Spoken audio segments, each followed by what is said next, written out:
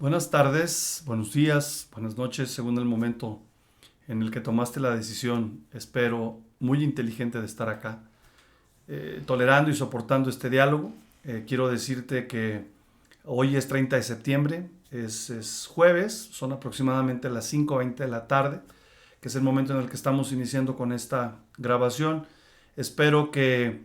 tu estancia aquí sea después de una reflexión que deje como alguna de las consecuencias de la misma, situaciones particulares que tú decidas ir cambiando poco a poco sin que esto genere de manera violenta algún cambio importante en tu vida, pero que se relacione de manera directa con tu propio desarrollo humano. Algo que no comentamos en el diálogo anterior es decirles que hablar de esos dos conceptos que revisábamos ya en la sesión anterior sobre el desarrollo y sobre lo humano no tienen que ver necesariamente con una experiencia teórica recibida, sino más bien con la intención de hacer una revisión de la experiencia a propósito de esta información teórica y buscar alternativas que nos permitan ir generando de manera cotidiana en nuestras vidas específicas este desarrollo humano. Por lo tanto, yo les comentaba la vez pasada algunos autores que me han invadido de manera importante, que han contribuido a las reflexiones que yo he tenido a partir de esta operación que recibí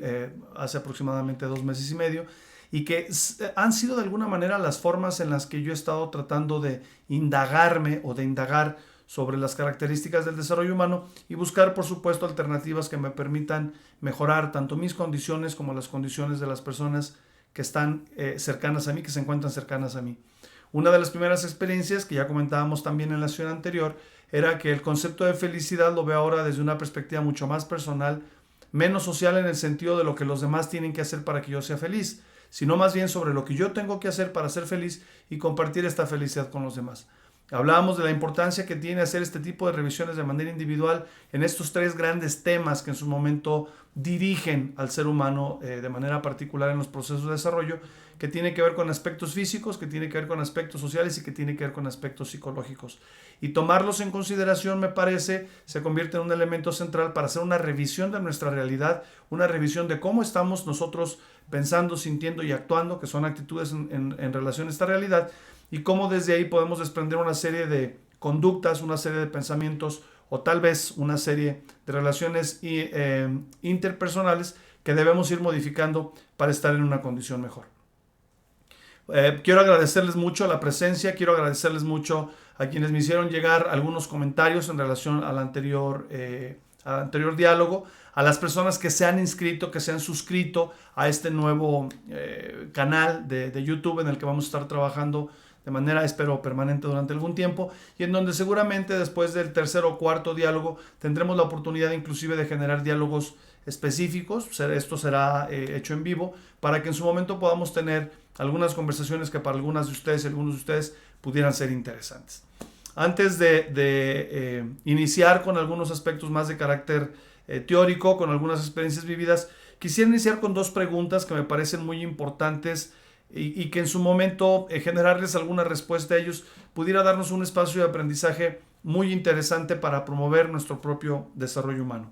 La primera pregunta que hago para cada uno de ustedes, para mí mismo inclusive, es ¿en qué condiciones se encuentra actualmente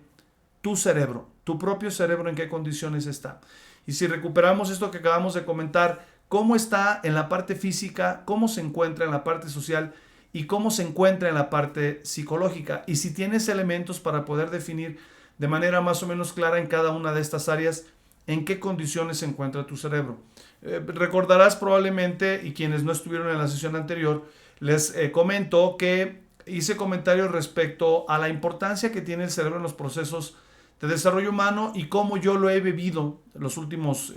par de meses que he estado recuperando algunas situaciones específicas relacionadas con la operación que recibí y cómo el cerebro en realidad ha sido más considerado en un contexto específicamente físico, en un contexto de pensamiento inclusive, que en un contexto de sentimientos o de conductas. Y sin embargo nos hemos dado cuenta, inclusive a propósito de las lecturas que ustedes puedan hacer o que ya hayan hecho, que es el cerebro el que concentra y el que rige los procesos de desarrollo humano. Es decir, es el cerebro y no el corazón el que rige también nuestros sentimientos y rige nuestra conducta. En ese sentido, responder a cómo se encuentra mi cerebro me parece que es sumamente importante en estos tres niveles. Cómo se encuentra en la parte física, cómo se encuentra en la parte social y cómo se encuentra en la parte psicológica. Y más adelante veremos algunos elementos que pueden ayudarnos a entender esta pregunta, a buscar de alguna manera las explicaciones de manera científica y a poder inclusive en su momento generar aquellos cambios que ustedes consideran que son pertinentes. Así es que la primera pregunta es: ¿en qué condiciones se encuentra en este momento tu cerebro? Una segunda pregunta que me parece también importante hacer en este momento es si sabes cuál es tu actitud hacia la realidad en la que estás viviendo actualmente. Y para poder responder cuál es tu actitud, es importante que revises algunos aspectos de carácter intelectual, lo que tiene que ver con tu pensamiento, con tu inteligencia, algunos aspectos de carácter social o relacional, desde los afectos, cómo están tus afectos, cómo están tus sentimientos, hasta dónde sigues buscando personas que en su momento te ofrezcan un afecto o un sentimiento que probablemente no tengas porque no te lo estás generando tú mismo, y cuál es la situación particularmente relacionada con la conducta que sigues de manera regular en la toma de decisiones. Es decir, tenemos que entender que la conducta, la verdad, la conducta no es lo más importante del ser humano, y sin embargo hemos aprendido a través de nuestra vida que lo que rige la forma de pensar, la forma de sentir de las personas regularmente es la conducta del resto. Y no necesariamente se piensa en lo que genera la conducta del resto, que es su forma de pensar y su forma de sentir. Entonces, en ese sentido, vale la pena que también respondas o busques alternativas para responder cuál es la actitud que en su momento estás manejando en tu vida y cómo esa actitud de alguna manera es respondida por la realidad en la que tú te mueves, tanto en aspectos de carácter social como en aspectos de carácter personal. En la sesión anterior hubo un tema que no toqué y que voy a tocar precisamente ahora y que tiene que ver con la edad. La situación de la edad, que en su momento puede ser un elemento que, siendo analizado desde la perspectiva que planteo, pudiera generar una serie de respuestas interesantes en la vida de cada uno de nosotros. ¿Cuál es tu edad? Es decir, la experiencia que tú tienes en la vida es, digamos, similar a la edad que tienes. Si tienes 30 años, esto significa que tienes una experiencia de 30 años que has venido incorporando tanto en tu cerebro para que esté mejor como en tu actitud para que también esté mejor. O esos 30 años tienen que estar definidos por las características que la mayoría de las personas en tu entorno de esta edad realizan, piensan o sienten. Hasta donde, por ejemplo, el tema del entretenimiento, que es algo fundamental y muy importante para las personas, sobre todo en el occidente del mundo, es vital en estas etapas probablemente de la vida. Y entonces, lejos de buscar alternativas que nos permitan nutrirnos de información, que independientemente de que podamos acudir a otras cosas que nos diviertan o no, es importante para nuestra vida en el presente y en el futuro, estamos dándole mucho más importancia probablemente por, digamos, la fuerza o la presión social que tienen las personas de nuestra edad en este sentido, para buscar alternativas que nos permitan sentirnos bien y dejar de lado aquello que en su momento, la verdad, provoca mejores sentimientos, que puede ser esta reflexión sobre tus actitudes en relación a tu contexto. Y para poder hablar de la edad, es importante que lo haga o que lo hagamos, que lo revisemos desde un principio. Por ejemplo, hay preguntas relacionadas con esto que podemos ir respondiendo de manera individual o podemos irlas respondiendo si estamos con otras personas. ¿Tú sabes cuál fue la condición en la que fuiste concebido o que fuiste concebido? ¿Qué situaciones de carácter relacional sucedieron entre tus padres biológicos cuando estos de alguna manera decidieron tenerte? ¿Qué fue lo que pasó con ese tipo de sentimientos, ese tipo de diálogos que pudo haber entre tus padres cuando tú naciste? Y cómo esta relación de tus padres, ahora contigo, nacida o nacido, empezaron a generar una serie de comportamientos, una serie de aprendizajes que en su momento, cuando eras muy pequeño, influyeron de manera importante en la forma en la que tú estableciste relaciones con tu medio, de entrada, tu medio biológico, porque bueno, inicialmente nosotros no tenemos una vida social, no tenemos una vida psicológica como suponemos que la tenemos. Esto significa que siendo pequeñitos, siendo recién nacidos, probablemente de un mes, si nosotros contabilizáramos la cantidad de veces que, por ejemplo, un niño puede tener un comportamiento de esta edad, de un mes de edad, con el contexto, está muy determinado por el tipo de conductas que tiene que no necesariamente son controladas por sí mismo, por ejemplo el llanto, qué cantidad de veces un niño o una niña de un mes de nacido puede llorar por las circunstancias que esto sea y cuál es la respuesta que el contexto en su momento le va a generar a este tipo de conductas. Tu papá, tu mamá, las personas mayores o las personas menores con las que convivas que puedan tener algún tipo de contacto contigo. ¿Cuál es el contacto que pasa aquí? Regularmente, cuando pensamos en las conductas que tienden a ser un poco más comunes o que tienden a ser como más repetitivas en los contextos en los que nos desarrollamos, por lo regular es la madre quien se hace cargo de la atención al niño. Y hay muchas conductas generadas por la madre o por el tipo de aprendizajes que pueden tener que determinan en parte la forma en la que el niño empieza a asumir una serie de comportamientos que en su momento son generados, repito, por la imitación de las actividades o de las conductas que tiene la madre a favor del hijo que, por ejemplo, llora, o en su momento en contra. De tal manera que esta conducta que los adultos pueden tener con el niño como consecuencia del llanto van determinando poco a poco el tipo de comportamiento que en su momento por imitación el niño va a generar en función de lo que sucede en su entorno.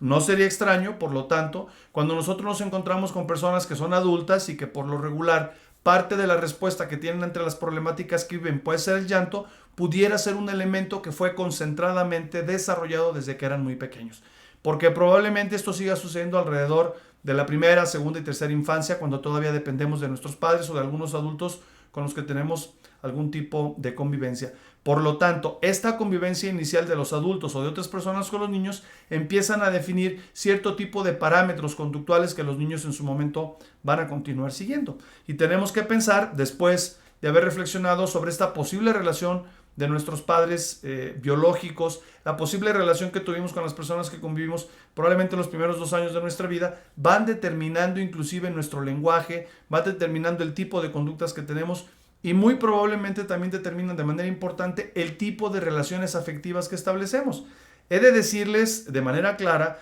que los afectos surgen como consecuencia de la interacción que tienen los niños con personas con los que ellos conviven. No es un tema que ya esté de alguna manera definido antes del nacimiento, porque el generar afecto implica que se tiene una relación con otras personas y a partir de esta relación es que empezamos a despejar a propósito de nuestro cerebro los elementos de facilidad para establecer relaciones o de dificultad para establecer relaciones con cierto tipo de personas. Los gustos, por ejemplo, por la comida, los gustos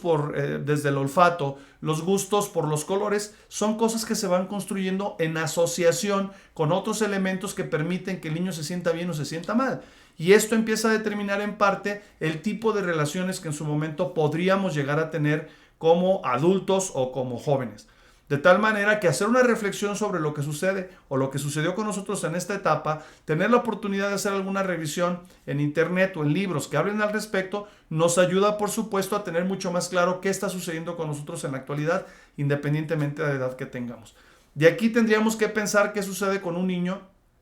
que ya empieza a tomar decisiones por sí mismo, que ya tiene la oportunidad inclusive de decidir con qué personas establecer una relación y qué tipo de relación va a establecer. Si bien hay autores como Jean Piaget que nos hablan en 6 estudios de la psicología, el tipo de actitudes que pueden tener los niños de manera regular cuando desarrollan, digamos, ciertos niveles de inteligencia, también es cierto que en circunstancias diferentes se pueden presentar niños con mejores o con peores circunstancias a las que presenta cualquiera de los teóricos que hablan sobre la infancia y nos permiten darnos cuenta de algunos de los elementos que probablemente no hemos reflexionado hasta hoy y que determinan en parte nuestras características de personalidad. De tal forma que tendríamos que pensar que la relación que establecen los niños, por ejemplo, la primera vez con otros coetáneos, con gente de su propiedad, en la escuela preescolar, en la escuela primaria, regularmente está determinado en parte por lo que ha venido sucediendo con seres con los que se convive desde que son muy pequeños y han aprendido cierto tipo de conductas a partir de esto.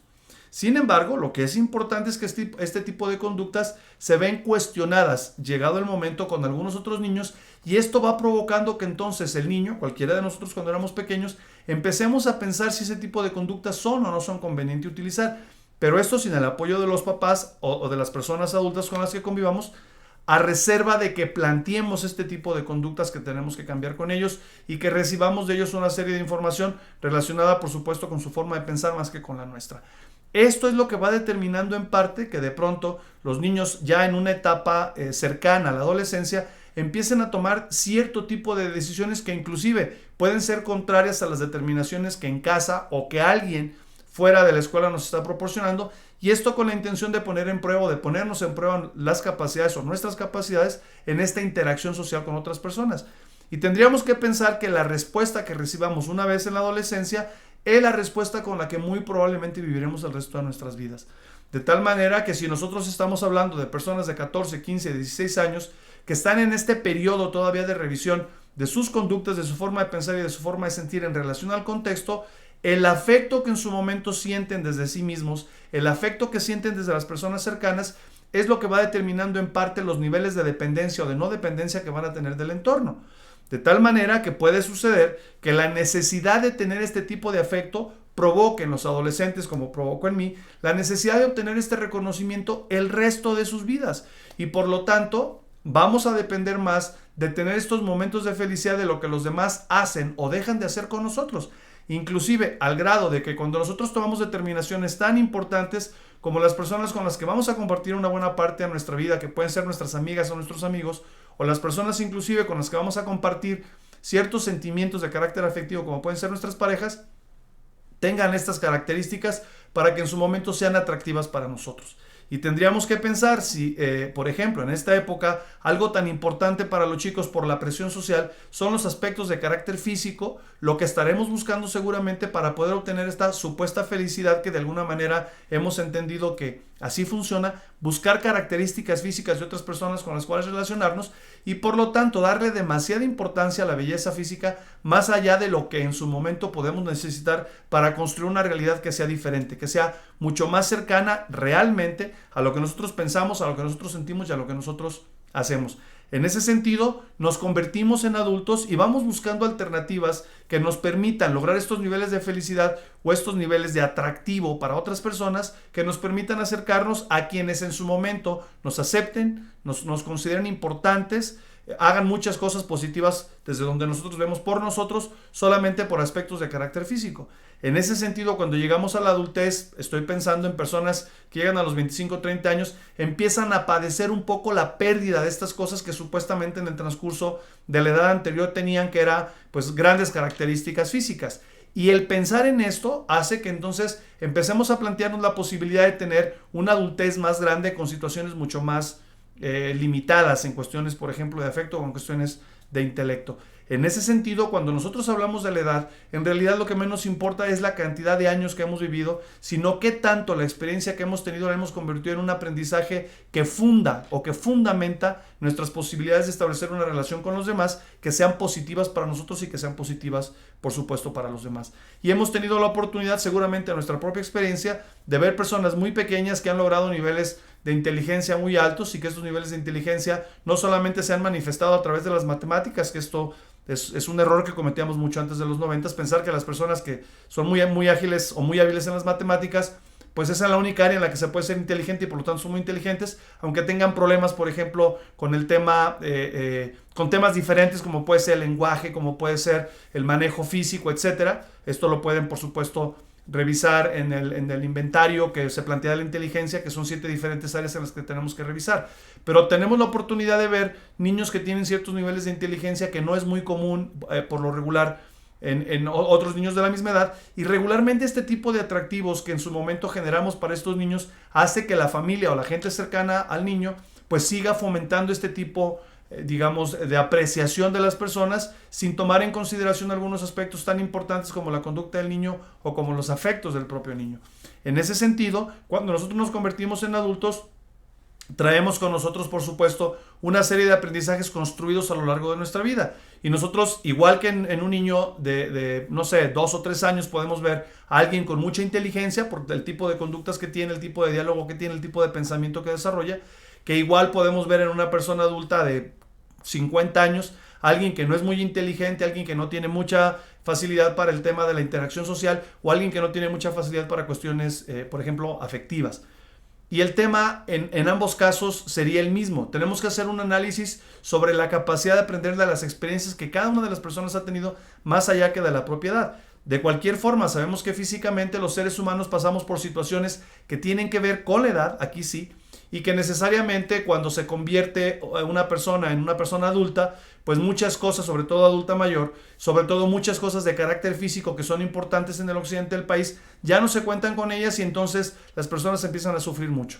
Estas personas de manera particular, después de tener 50 años, más de 50 años de experiencia, tuvieron la oportunidad o han tenido la oportunidad de ir incorporando una serie de elementos diferentes a los que adquirieron cuando eran jóvenes solamente y tener la oportunidad de darse cuenta que los niveles de intelectualidad, los niveles de análisis, los niveles de filosofía, de desarrollo, tendrían que estar un poco más avanzados que los que tuvieron cuando tenían, por ejemplo, 20 o 25 años, por la cantidad de años de experiencia que han tenido, por las lecturas que han tenido, por los diálogos intelectuales que han tenido con otras personas y por hacer una revisión de los afectos personales en este mismo sentido. De tal forma que si cualquiera de nosotros piensa que solamente una persona de la tercera edad tiene la posibilidad de fallecer, pues es un primer pensamiento que de entrada ya está en contra de lo que sucede de manera regular. Es más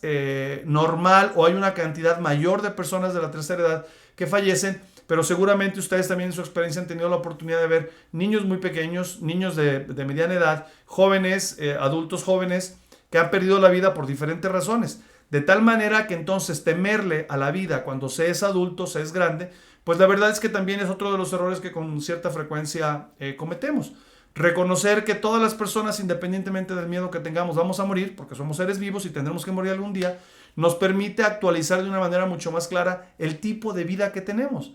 Y como bien decía Kubler-Ross, una persona que se dedicó a la tanatología durante muchos años, solo muere bien quien vive bien. Cuando se le da más importancia a la vida, que esto es un tema que tiene que ver con reflexiones, con pensamientos, con sentimientos y con conductas claras, cuando se tiene más fe, cuando se tiene una preocupación mayor por la vida, pues la verdad, la parte de la muerte, que además es natural y nos va a suceder a cualquiera de nosotros, pues deja de tener tanta importancia y eso permite que las personas puedan vivir con mucho mayor intensidad. En ese sentido, cuando hablamos de la edad, estamos hablando en realidad de las experiencias que se van teniendo a lo largo de la vida y que se tienen que ir incorporando de mejor forma. Si esto, por fortuna, empezamos a hacerlo así, entenderemos entonces que los chicos tendrán la intensidad de sentirse viejos, de sentirse grandes y no el temor que pueden sentir algunos de ellos, porque sabrán que cuando se es viejo se puede ver la vida desde una perspectiva, pues espero, mucho mejor, en un sentido diferente, sin tantas depresiones, sin tantas dependencias como desafortunadamente podemos verlo en la actualidad, tanto en personas de la tercera edad como en personas de edades mucho más jóvenes. Las condiciones de desarrollo humano tienen que ver con este tipo de reflexiones y es importante, por lo tanto, que las vayamos haciendo. Me parece que el tener el tiempo necesario, hacer de las actividades que desarrollamos cotidianamente, como ver, por ejemplo, la televisión, nos puede ayudar el que le dediquemos un tiempo a hacer revisiones que nos permitan ir conociendo esto dentro de nosotros e ir dando cierto tipo de respuestas que en su momento pues permitan que el desarrollo humano se genere de manera muy adecuada. Para poder responder las preguntas en qué condiciones está tu cerebro o cuál es tu actitud hacia la realidad, si la consideras adecuada o no adecuada, es importante que reflexionemos, que sintamos y que actuemos de manera concreta. Quiero comentarles para la primera pregunta, a propósito, regresando a ella y dejando un poco de lado el tema de la edad, hablábamos también en la sesión anterior que las condiciones de desarrollo humano tienen una implicación clarísima con el cerebro. Y entonces responder en qué condiciones está el cerebro nos permite de alguna manera darnos una idea de qué tan importante puede ser tener respuestas para esta pregunta y luego ubicarlas en un contexto concreto y luego tratar de generar conductas concretas en las interacciones sociales. Yo he dicho en muchas ocasiones y me disculpo si es que el comentario es incorrecto, pero que el amor, por ejemplo, que se pretende generar con un hijo, con el hermano, con alguien muy cercano, con una pareja, debe de participar de la inteligencia, porque cuando no hay inteligencia no hay amor. En ese sentido, cuando se habla del amor a primera vista o cuando se habla del amor que no recibe una respuesta por parte de la otra persona, pues la verdad es que no se ha tenido una reflexión lo suficientemente profunda para entender que el amor no es un sentimiento, el amor es una actitud. Y en este sentido, para que sea una actitud requiere de ser pensado, requiere de ser sentido y requiere de ser actuado.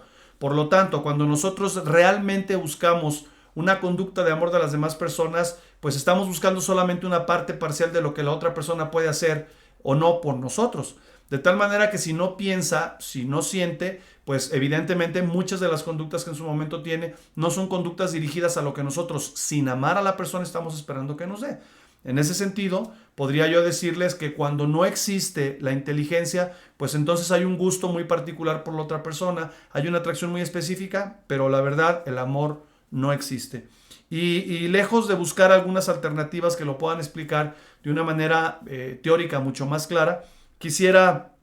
leerles un poco algo que encontré y que la verdad para mí fue muy novedoso de Hipócrates, de este médico griego que pues vivió hace muchos años, entre más o menos el año 460 y el año 369 antes de Cristo, y es la referencia que se tiene más antigua de alguien que habla sobre el cerebro. Y es muy interesante el planteamiento que él hace porque me parece que no dista mucho de lo que los más actuales investigadores sobre el cerebro, los neurólogos, quienes estudian sobre neurología o sobre el cerebro, opinan actualmente. Quiero compartirte lo siguiente: los hombres deben saber que el cerebro es el responsable exclusivo de las alegrías, placeres, risa, adversión y la pena desafortunada, el desaliento y las lamentaciones. Y gracias al cerebro de manera especial adquirimos la sabiduría y el conocimiento. Esto se decía prácticamente 300 años antes de que naciera Jesús, es decir, alrededor de 2400 años ya se hablaba de la importancia de las actividades que en su momento el cerebro puede desarrollar. Y en ese sentido me parece que es muy importante reflexionar nosotros sobre esta posibilidad. Por ejemplo, a propósito de la pregunta, y espero que algunas respuestas que ya hayas establecido, ¿tu cerebro físicamente está sano? ¿Cómo puedes saber si tu cerebro cumple con las condiciones que en su momento están planteadas, como las situaciones que un cerebro puede desarrollar? ¿Qué tanto sabes sobre el cerebro en esta parte física? Por ejemplo, lo que tú acostumbras meter a tu cuerpo es algo que puede generar salud, no solamente mental en el sentido de las características con las que el cerebro cumple, sino con las características físicas de tu cerebro. Tus bebidas, tus comidas, las actividades físicas que desarrollas, es algo que le venga bien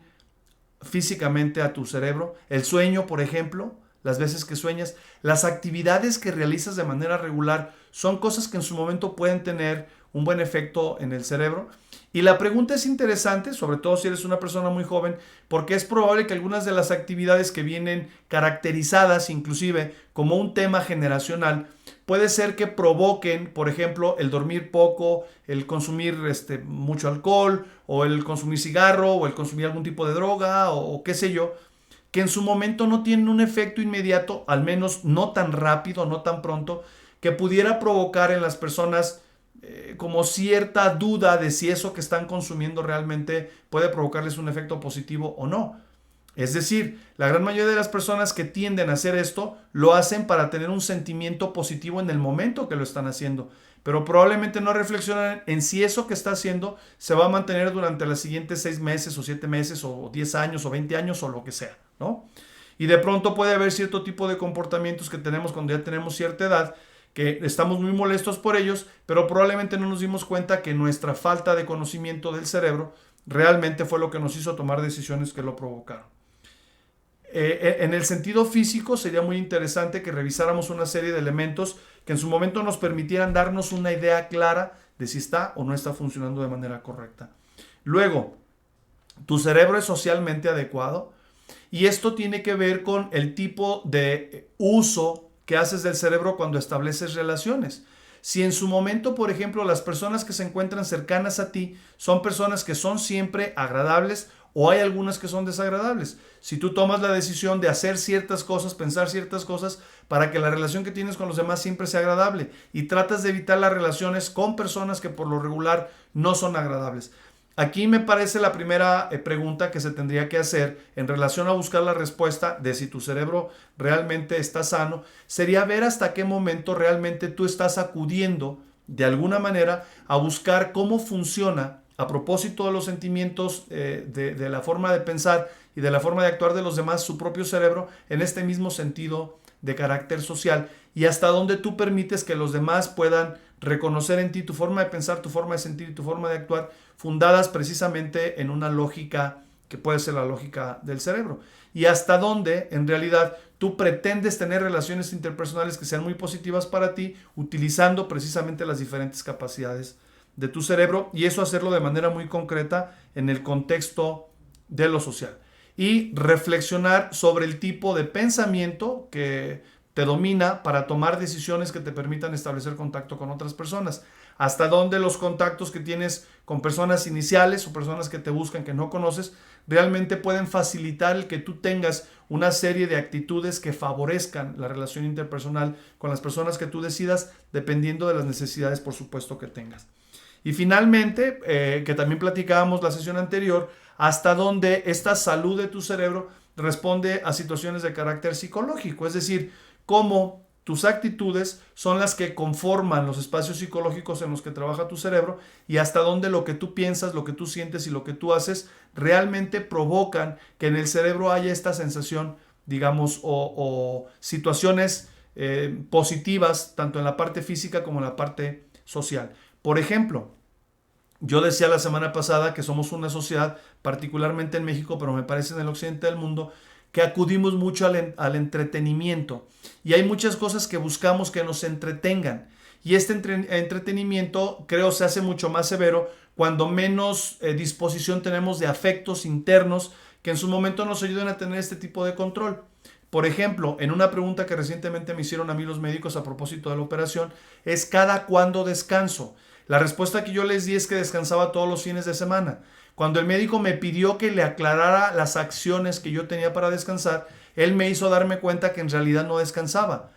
Todos pensamos que descansamos por el hecho de que tenemos actividades diferentes a las que nos generan trabajo, nos generan cierto tipo de cansancio. Y la verdad es que esto es falso. El descanso que requiere el cuerpo implica que el cuerpo esté en paz, que el cuerpo esté tranquilo, no que tengamos una serie de actividades diferentes a las que hacemos por lo regular entre semana. De tal manera que a mí me hace entender que parte de lo que necesita mi cerebro es tener este tipo de descanso para encontrar un momento de control en donde inclusive el cerebro puede dedicarse a hacer otras cosas con tu cuerpo, lo cual genera beneficios de manera muy concreta.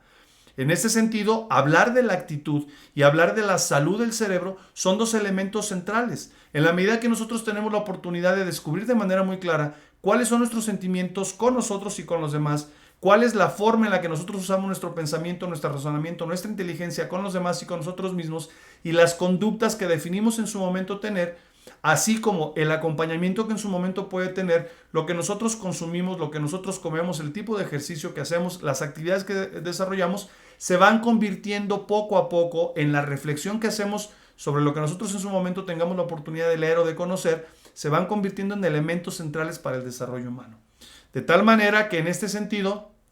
me va a encantar que tú me sigas mandando mensajes, me sigas preguntando cosas, sigamos teniendo este tipo de relación y de diálogos para que en su momento, cuando tengamos este tipo de experiencias en vivo, tengamos la oportunidad de dialogar de una mejor forma. Te agradezco mucho tu presencia y por supuesto he de decirte que me siento, la verdad, muy contento de que estés aquí presente con nosotros. Entonces, te agradezco mucho tu presencia, te pido que sigas conectado, conectada a este tipo de experiencias para que en su momento tengamos la oportunidad de realmente desarrollar nuestra humanidad. Muchísimas gracias, muy buenas tardes.